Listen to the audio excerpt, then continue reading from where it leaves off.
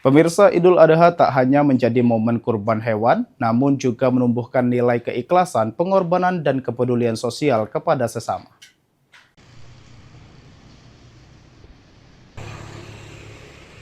Melalui momen Idul Adha 1447 Hijriah, semangat berbagi dan kepedulian sosial terus tumbuh di tengah masyarakat, di mana nilai keikhlasan dan pengorbanan tidak hanya menjadi tradisi, namun juga menjadi bagian dari kehidupan sehari-hari. Dalam suasana kebersamaan, PDIP Sumsel bertempat di Pondok Pesantren Sultan Mahmud Bandarudin melakukan penyembelihan hewan kurban 2 ekor sapi kurban dan 2 lainnya di kantor PDIP Sumsel.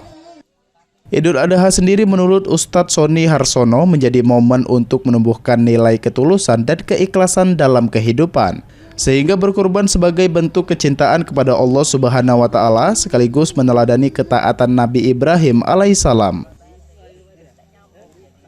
Membantu masyarakat ya terkait dengan korban pada hari ini, yaitu mereka bisa berbagi kepada sesama ya. Di pesantren ada santri, ada masyarakat, dan juga panti asuhan, yang mana mereka adalah nilai-nilai ketulusan meneladani Nabi Ibrahim alaihissalam yang tertera dalam Quran.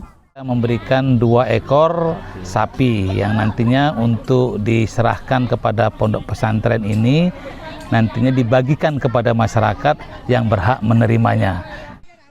Dengan melakukan kurban yang dilaksanakan setiap tahun ini, diharapkan bisa membantu masyarakat sekitar Ponpes. Muhammad Aidil, PAL TV.